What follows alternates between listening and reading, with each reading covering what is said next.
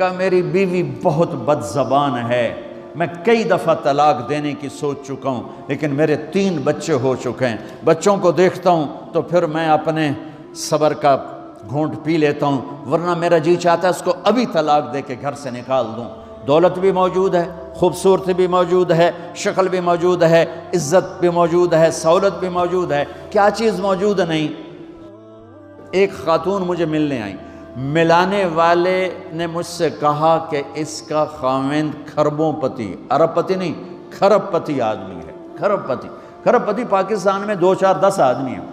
اس خاتون نے آ کر میرے سامنے بولنے سے پہلے ہی رونا شروع کر دیا، ورنہ پہلے کوئی عورت یا مرد آ کے دکھڑا سناتا ہے پھر روتا ہے، وہ روئی پہلے اور بات بعد میں۔ وہ کہنے لگی مولانا صاحب مجھے لوگ بڑا خوش قسمت سمجھتے ہیں کہ میں بہت بڑے مالدار کی بیگم ہوں، لیکن میں لعنت بھیجتی ہوں اس کی دولت پر کہ اس کا رویہ ہی میرے ساتھ اچھا نہیں، تو میں ہیرے کے سیٹ کیا کروں، میں سونے چاندی کے سیٹ کیا کروں، میں یہ کروڑوں روپے کی گاڑی کو کیا کروں جب میرے خاوند کا رویہ ہی میرے ساتھ انسانوں والا نہیں ہے اور اس کے اخلاق اچھے نہیں ہیں۔ میں آگ لگا دوں اس ساری دھن دولت کو، مجھے محبت چاہیے، اخلاق چاہیے، وہ کوئی نہیں اس کے پاس۔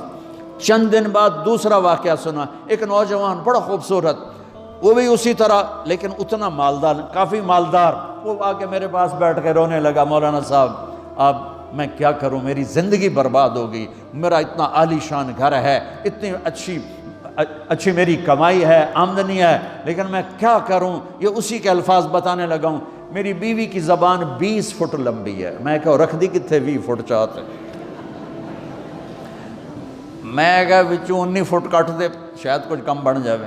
کہا میری بیوی بہت بد زبان ہے، میں کئی دفعہ طلاق دینے کی سوچ چکا ہوں، لیکن میرے 3 بچے ہو چکے ہیں، بچوں کو دیکھتا ہوں تو پھر میں اپنے صبر کا گھونٹ پی لیتا ہوں، ورنہ میرا جی چاہتا ہے اس کو ابھی طلاق دے کے گھر سے نکال دوں۔ دولت بھی موجود ہے، خوبصورتی بھی موجود ہے، شکل بھی موجود ہے، عزت بھی موجود ہے، سہولت بھی موجود ہے، کیا چیز موجود نہیں؟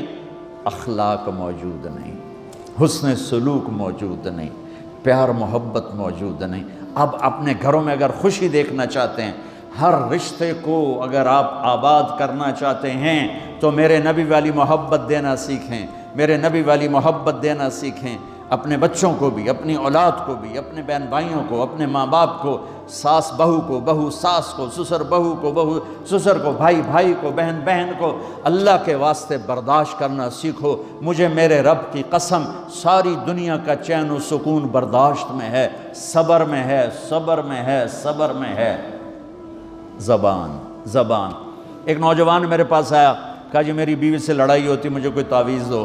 میں نے کہا بیویوں پہ تعویذ اثر ہی نہیں کرتا۔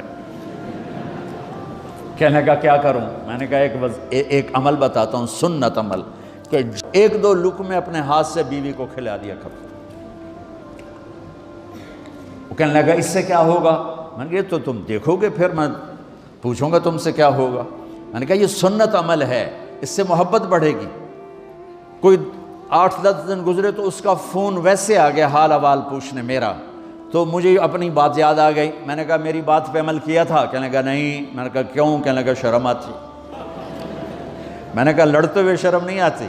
کبھی کوئی کمزور سے بھی لڑتا، عورت تو بیچاری کمزور ہے، چلو یہاں کی عورتیں طاقتور ہیں، سنا ہے کہ بڑی شیرنیاں ہیں اور ان کے خامد سارے بکری یہ شیر ہیں، الٹا ہی کام ہے، یہاں عورتیں شیر ہیں، خامد بکریاں ہیں۔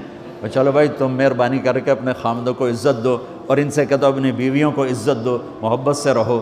تو میں نے کہا بے وقوف، کبھی کمزور کے ساتھ بھی کوئی لڑتا ہے، اس میں تمہیں شرم نہیں آتی اور اس میں شرم آتی ہے؟ سنت۔ میں نے کہا چل کر اور مجھے بتا۔ کوئی 2 گھنٹے بعد اس کا فون آیا، کہا مولانا دوپہر کا کھانا تھا، میں نے اپنی بیوی کے منہ میں لقمہ جو دیا نا تو اس کا منہ وہیں کھلا رہ گیا۔ وہ کہنے لگی تو نے خود تو کیا نہیں، کسی نے تجھے بتایا ہے؟ کس نے بتایا؟ تو بتا، تیرے اندر یہ ظرف نہیں ہے، تمہیں یہ سبق کس نے پڑھایا ہے؟ اس نے کہا مجھے یہ سبق مولوی طارق جمیل نے پڑھایا۔ تو کہنے لگا میری بیوی نے ایسے اپنی جھولی اٹھا لی اور کہا مولوی طارق جمیل اللہ اس کے بچوں کو سلامت رکھے جس نے تمہیں انسان بنایا۔ میرے بھائی بہنوں صبر کرنا سیکھو۔ ہماری ایک دھوبن تھی ماسی شریفہ، مر گئی بیچاری، تو وہ آ گئی میری بہن کے پاس، چھوٹا قد، موٹی ڈٹی تو بڑی لڑک کی، پوری شیرنی۔ وہ آ کے کہنے لگی میری بہن کو، میری بہن تو انہوں چنگی طرح جان دی ہے، بی بی ہے میری نوواں بڑیاں لڑدیاں، میں نے کوئی تویز دے ساریاں میری نوکر بن جانا۔ اب میری بہن کو پتہ تھا کہ وہ سارا لڑائی دا تماشا تھا ماسی شریفاں تو شروع ہوندہ، ادو تو ہوندہ ہی کچھ نہیں، بیچاریاں معصوم جیاں چھوٹیاں چھوٹی عمر دیاں۔ تو میری بہن نے ایک تعویذ بنایا اور اس کو یوں رول کر کے نا اس کو کہا ماسی شریفاں ہن جس لے تیری لڑائی ہوئے نا اس تعویذ تو چک مار کے بہ جاؤنا ہے تے چھڑنا نہیں، جے تو چھڑیا تو مر جانا ہے، انہوں پکا کر کے رکھیں۔ اس نے کیا کیا؟ ماسی شریفوں کو چپ کروایا۔ اب ہمارا دیہاتی ماحول ہے، تعویذوں کی بڑا عقیدت ہے، صحیح تعویذ تو اثر کرتے ہیں لیکن اکثر تو ہیرا پھیری والے بیٹھے ہوئے سارے ہی، تو اللہ ماشاءاللہ۔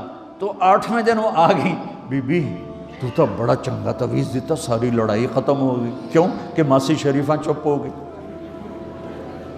تو میں ان ساری مستورات کو یہ تعویذ دے کے جا رہا ہوں، یہ سب لے لو، یہ مرد بھی لے لو، اور جب کوئی جھگڑا ہو اے یہاں رکھ کے چپ کر کے بیٹھ جانا، آپ کی لڑائیاں ختم ہو جائیں۔ اگر آپ بولتے رہے تو پھر لڑائی ختم نہیں ہوگی۔ میرے نبی کی زندگی سیکھو، معاف کرنا سیکھو، محبت دینا سیکھو، ایسا نہ ہو کہ دو آپس میں بولتے نہ ہوں، ایسی بد اخلاقی سے بچو۔ اور آخری بات یہ ہے، آپ اس ملک میں رہتے ہیں، اب یہ آپ کا ملک ہے، اگر آپ کے پاسپورٹ ہیں تو یہ آپ کا ملک ہے، اس کو اس کے قانون کو عزت دو، اس کے قانون کو احترام دو۔ یہاں کی گورنمنٹ کے ساتھ مجھے پتہ چلا ہے کہ بہت سے لوگ ہیں فرضی بیمار بن کے وظیفے لے رہے ہیں، یہ حرام ہے، یہ دھوکہ ہے، یہ فراڈ ہے۔ جو حکومت آپ کی اتنی ہمدرد ہو کہ گھر بیٹھے آپ کو وظیفہ پہنچائے، آپ کے بچوں کے وظیفے لگائے، آپ کے وظیفے لگائے، انہی کے ساتھ دھوکہ کرنا ہے، انہی کے ساتھ فراڈ کرنا ہے۔ اللہ کی قسم یہ آپ اپنے ساتھ فراڈ کر رہے ہیں، یہ آپ اپنی ذات کو دھوکہ دے رہے ہیں، ان کو نہیں دھوکہ دے رہے، آپ اپنے آپ کو دھوکہ دے رہے ہیں۔ ایک سردار جی ریل میں چڑھا، ہنسی جائے، لوگوں نے پوچھا سردار جی بڑے ہنس رہے ہو؟ کہنے لگا ریلوے والوں کے ساتھ آج بڑا فراڈ کیا، چکر کا دے دیا، ریلوے کو چکر دے دیا ہے۔ کہ سردار جی کیا چکر دیا ہے؟ کہنے لگا واپسی کا ٹکٹ بھی لے لیا ہے اور واپس میں نے آنا کوئی نہیں ہے۔ نہ کہ سردار جی اپنے آپ نے چکر دیتا ہے تسی تو جتنی 2 نمبری کرنے والے ہیں یہ اپنے آپ کو چکر دینے والے ہیں۔ اللہ کے واسطے اس حکومت کا نہ ٹیکس چراؤ، نہ ایسی 2 نمبری کرو، نہ یہاں کی بچیوں کو دھوکہ دے کر کاغذ بنانے کے لیے شادیاں کرو۔ جب انگریزوں کی حکومت تھی انڈیا پر تو دلی میں ایک وہ پک پاکٹ رہتا تھا جیب کترا، اس کا چیلا شام کو 2 روپے لے کر آیا تو اس نے اس کو تھپڑ مارا، سارے دن میں 2 روپے۔ تو کہنے لگا استاد آج بڑا مال مارا تھا، ایک گورے کی جیب کاٹی تھی، بہت پیسہ تھا۔ جب میں 4 قدم چلا، سننا ذرا اس زمانے کے چور کا ایمان سننا، کہنے لگا جب میں 4 قدم چلا تو مجھے خیال آیا اگر قیامت کے دن عیسیٰ علیہ السلام نے میرے نبی کو گلہ دے دیا کہ آپ کے امتی نے میرے امتی کی جیب کاٹی تھی تو میرے نبی کو شرمندہ ہونا پڑے گا۔ تو پھر میں نے کہا میری وجہ سے میرا نبی شرمندہ ہو، میں نے جا کر اس کو واپس کر دیا، اے 2 روپے اپنے دے کپ کے لے آندے۔ تو اس نے اس کو 10 روپے انعام دیا کہ یہ 10 روپے تیرا انعام ہے۔ اب آپ اس ملک کے اگر ہیں، آپ کے پاسپورٹ ہیں تو آپ یہاں کے ہیں، آپ اپنے پیچھے اپنے رشتہ داروں کی مدد کریں، جو مرضی کریں، لیکن میرے بھائی بہنوں اسے اپنا ملک بنا کے چلو، یہاں غریبوں پہ خرچ کرو۔ زکوٰۃ تو مسلمان کو دی جاتی ہے کوئی شک نہیں، لیکن صدقات خیرات پیچھے بھیجنے کے بجائے یہاں کتنے غریب لوگ ہیں، کتنے ضرورت مند لوگ ہیں، کتنے لوگ ہیں جن کے پاس گھر کوئی نہیں، کتنے لوگ ہیں جو کونسل کی طرف سے وظیفہ لے کر روٹی کھا رہے ہیں اور وہ پوری نہیں پڑتی، ایسوں کو ڈھونڈ کے ان پر خرچ کرو، ان کی مدد کرو، کسی کی جانی خدمت کرو، کسی کی مالی خدمت کرو۔ میرے نبی نے فرمایا ہر مسلمان کے لیے ضروری ہے کہ صدقہ دے، ہر مسلمان روزانہ صدقہ دے۔ تو صحابہ نے کہا یا رسول اللہ پیسے نہ ہوں تو آپ کہتے چلو کوئی بات نہیں۔ کہا نہیں سنو، آپ نے کہا بازار میں جا کے مزدوری کرے اور مزدوری کی قیمت وصول کر کے صدقہ کرے، صدقہ اتنا ضروری ہے، بلاؤں کو ٹال دیتا ہے، مصیبتوں کو ٹال دیتا ہے۔ تو یہاں رہنے والے یہاں کے قانون کا احترام کریں، یہاں کے قانون کو عزت دیں، اللہ کے واسطے 2 نمبری نہ کریں۔ دیانتداری سے چلیں۔ میرے نبی نے فرمایا میرا امتی ہر گناہ کر سکتا ہے، دو کبھی نہیں کرے گا، ایک جھوٹ کبھی نہیں بولے گا، ایک دھوکہ کبھی نہیں دے گا۔ تو اللہ کے واسطے دھوکے فراڈ سے چلیں۔ کہیں آپ لڑے ہوئے ہیں صلح کر لیں، پیار محبت دیں، معاف کریں، اپنے بچوں کو ٹائم دیں، ان کو اچھی تعلیم دیں، یہ اعلیٰ عہدوں پر پہنچیں، اعلیٰ جاب پر پہنچیں۔ ضروری نہیں ہے کہ تمہاری طرح مزدوریاں ہی کریں، ان کی تعلیم کا یہاں سکول بناؤ، یہاں کالج بناؤ، اپنے سکول بناؤ، اپنے کالج بناؤ، اپنی اولاد کو اچھی سے اچھی تعلیم دو کہ یہ آگے چل کے بڑے شعبوں پر اور بڑی جاب پر پہنچیں اور تمہارے لیے عزت بنے، باعث عزت بنے، باعث افتخار بنے۔ آپس کی پیچھے لڑائی چل رہی، اس نے 1 کنال کا گھر بنایا، میں نے 2 کنال کا بنایا، اور میں ایک جگہ گیا پہاڑ میرپور گیا، میرپور بڑے بڑے گھر شہر میں انٹر ہونے سے پہلے بڑے بڑے گھر، میں نے کہا یہ اور لگیں جیسے خالی، میں نے کہا یہ کیا ہے؟ میں پہلی دفعہ میرپور کہا یہ انگلینڈیوں کے گھر ہیں، ان کے مقابلے لگے رہتے ہیں، اس نے کنال کا بنا، میں 2 کنال کا بناؤں گا، اس نے 2 کنال کا بنا، میں 4 کنال کا بناؤں گا۔ بناؤ گھر اپنی ضرورت کے بنا لو، جب جانا ہو وہاں نہ تم جانے والے ہو پیچھے، نہ تمہاری اولادیں، ان کو یہاں کی نسوار لگی واپس جائیں گے لوڈ شیڈنگ میں۔ ایک پٹھان بھائی ناراض نہ ہونا، ادھر بہت ہیں پٹھان، تو ایک پٹھان کا خرگوش گم ہو گیا، خرگوش، تو لوگوں نے افسوس کیا خان جی آپ کا خرگوش گم ہو گیا، کہنے لگا خوچا کوئی بات نہیں ہے، ہم نے اس کو نسوار کا عادی بنایا ہوا ہے، جب نشہ ٹوٹے گا ہمارے پاس آئے گا۔ یہ تمہاری نسل اور تم انگلینڈ کی نسوار کھا کھا اب تم پاکستان جاؤ گے، ہندوستان جاؤ گے، بنگلہ دیش جاؤ گے، تم نے یہی رہنا ہے۔ اسے اپنا ملک بنا کے چلو، سنسیئر ہو کے چلو، اس کے قانون کا احترام کر کے چلو۔ یہاں غریبوں پہ صدقہ تو غیر مسلموں کو دو، ان کے دل قریب ہوں، ڈھونڈ ڈھونڈ کے دو، وہ تم سے پیار کریں، وہ تم سے محبت کریں، ان کے ہائے ہائے۔ او میرے نبی تشریف فرما تھے، ایک طوائف گزری، طوائف پروسٹیٹیوٹ، وہ آپ کو دیکھ کے نا آپ کا مذاق اڑانے کے لیے، کیسا نبی ہے، اکیلے بیٹھ کے کھاتا ہے، کسی کو پوچھتا ہی نہیں۔ غیر مسلم کافر طوائف، کتنی برائیاں اکٹھی ہو گئی۔ آپ نے کہا آ جا، وہ آ کے بیٹھ گئی، آپ نے کہا کھا، وہ تو آپ کا مذاق اڑا رہی تھی کہ نہیں ایسا نہیں کھاؤں گی، جو تیرے منہ میں ہے اپنے ہاتھ سے نکال کے مجھے کھلا۔ اس کا خیال تھا یہ مجھے ڈانٹیں گے، کہیں گے اس کو اٹھاؤ، 2 چھتر مارو، اس کو دفع کرو، میں کہوں گی دیکھو تمہارا نبی کیسا ہے، اتنا بد اخلاق۔ تو انہوں نے کہا نہیں، جو تیرے منہ میں ہے وہ نکال اور اپنے ہاتھوں سے میرے منہ میں ڈال۔ میرے نبی نے کہا یہ لو، آپ نے لقمہ منہ سے نکالا اور اس کے منہ میں ڈالا۔ اب پنجابی کی مثال ہے، کبے نو لت لگی اور سدھا ہو گیا۔ میرے نبی کے منہ کا لعاب جب اس طوائف کے منہ میں گیا، وہ ساتھ ہی کلمہ پڑھ گئی، ایمان لے آئی اور مدینے کی شریف ترین عورت بن گئی۔ میرے نبی تو اس طرح اخلاق والے تھے۔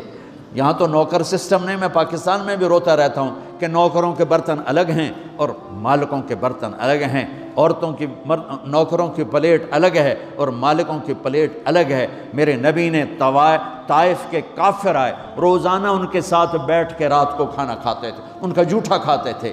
یہ اخلاق تھے جس نے انہیں کلمے میں داخل کر دیا۔ نجران کے جوڑ نظر آئے گا، اور میرے رب کی سنو، ان استقالنی عقلت لا، تو توبہ توڑ کے لے آئے 1 دفعہ یا 1000 دفعہ، ایسا جوڑوں گا کہ جوڑ نظر ہی نہیں آئے گا، بے جوڑ کر دوں۔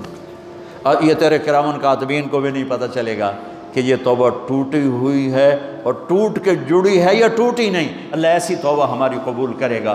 جب ہو توبہ کرو، جب ہو توبہ کرو۔ تو نیت کرتے ہو توبہ کی؟ اگر ہم نے سچے دل سے کر لی تو اللہ کی قسم یہیں بیٹھے بیٹھے ہم سب ایسے ہو جائیں گے جیسے ماں کے پیٹ سے نکلے ہوں۔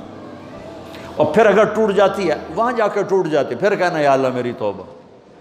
ماں تنگ آ کے شاید بچے کو مارنے لگ جائے، لیکن میرا رب کبھی تنگ نہیں پڑتا، جب بھی جھکو گے معاف کرے گا، جب بھی جھکو گے معاف کرے گا۔